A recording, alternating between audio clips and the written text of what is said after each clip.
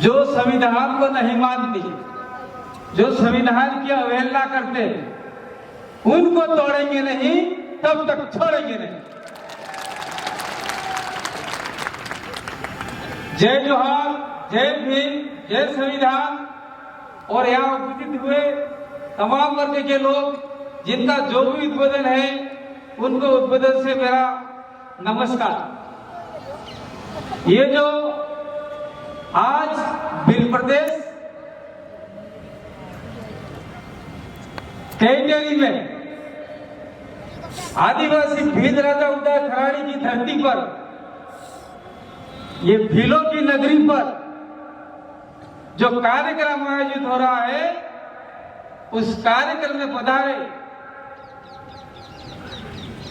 मेरे तमाम साथी, दिल्ली से आए, हरियाणा से आए, हमारे पिलानी से विधायक महोदय आए, और जो मेरे सामने बैठे तमाम साथियों को संविधान दिवस की बहुत बहुत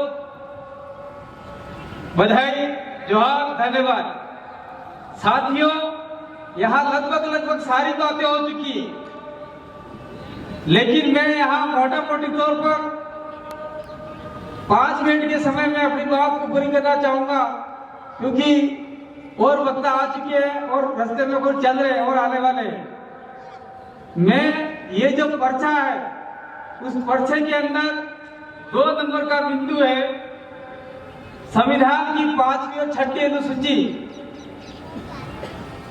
लागू न करके इस इलाके के आदिवासियों को जिस प्रकार से जमीन से बेदखल किया जा रहा है, जंगल से बेदखल किया जा रहा है, यह संविधान का उल्लंघन है।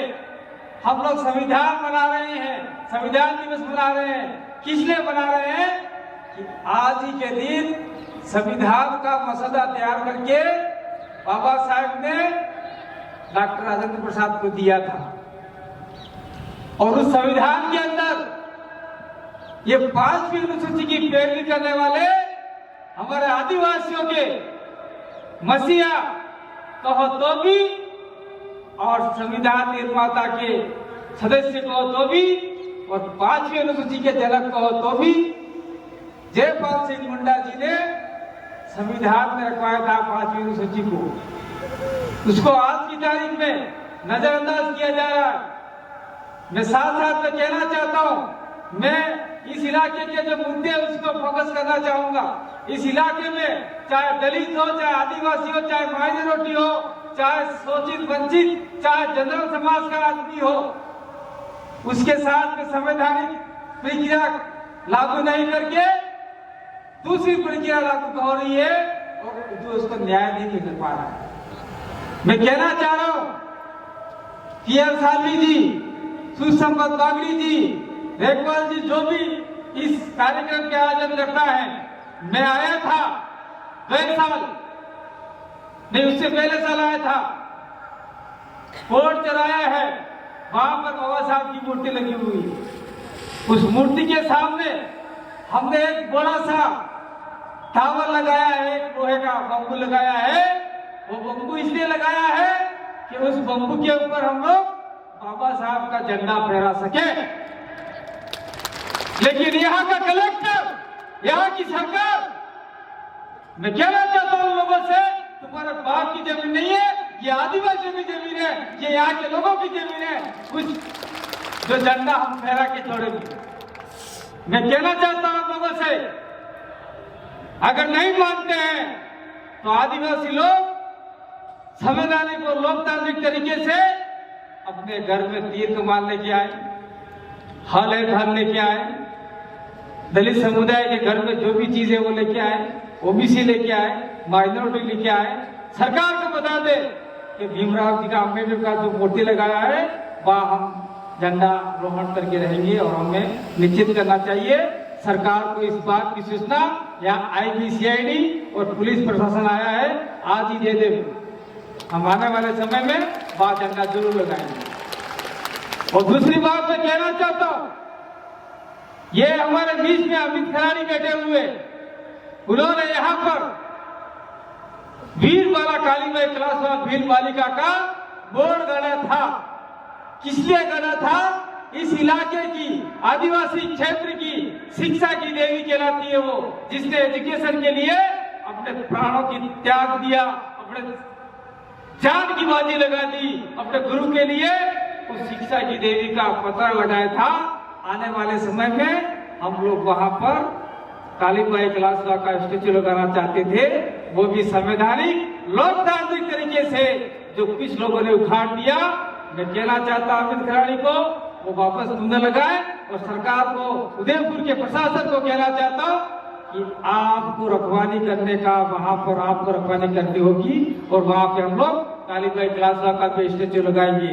ये मैं कहना चाहता हूँ, गलत बात नहीं है।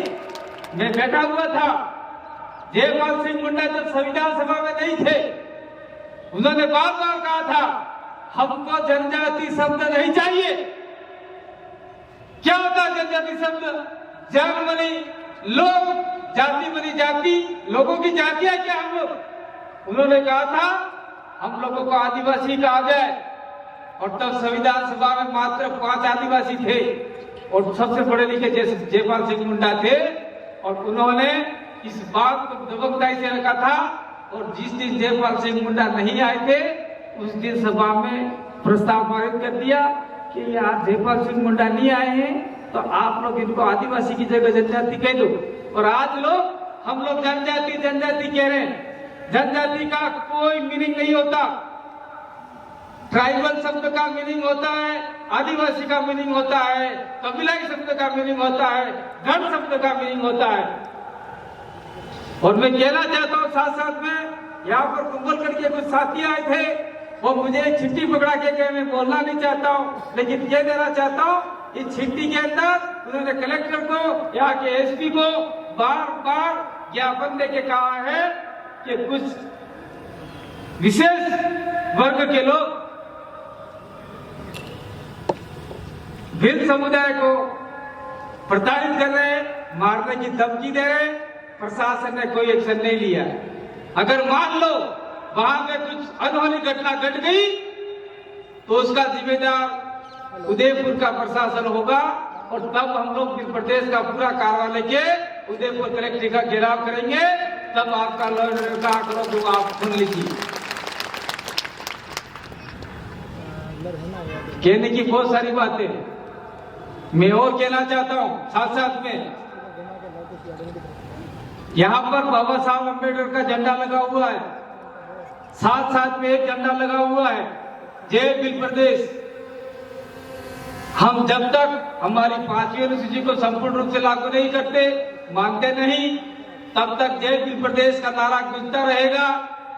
हमने मात्र राजस्थान और कुछ गुजरात का कुछ इलाका लेके हमने किया था, महाराष्ट्र का, लेकिन आज की तारीख में पूरे देश भर में संसद में और राजस्थान के विधानसभा, मध्य प्रदेश की विधानसभा में भी जय भील प्रदेश का नारा गूंज उठा है, वो भी संविधान के तहत गूंज उठा है। इसीलिए हम आने वाले समय में कहना चाहते हैं कि आप लोग जहां पे भी पत्थर दिखे, पहाड़ दिखे, वहां पे बड़े बड़े भील प्रदेश के झंडे लगा दो। और जो आपके झंडे नहीं है, उन झंडे का क्या करना है मैं मन से नहीं कहना चाहता, वो आप जानो और वो झंडे जाने, लेकिन ये झंडा हमारा ऊंचा रहना चाहिए। साथ साथ में बाबा साहब और हमारे जयपाल सिंह मुंडा, संविधान सभा ने आदिवासियों के लिए विशेष प्रावधान दिए है। मैं अंतिम में एक बात और कह के जाना चाहता हूँ। जिस प्रकार से 5वीं अनुसूची में आदिवासी इलाके को स्पेशल राइट, विशेष प्रोविजन दिए हैं, उस प्रोविजनों को अंधाधुन ये लोग नहीं मान रहे, जिसको संविधान ने भी माना। आज की तारीख देख लो, सलूमर के अंदर जितेश कटारा को जिस प्रकार से सहेंद्रपुर हरवाया, वो भी एक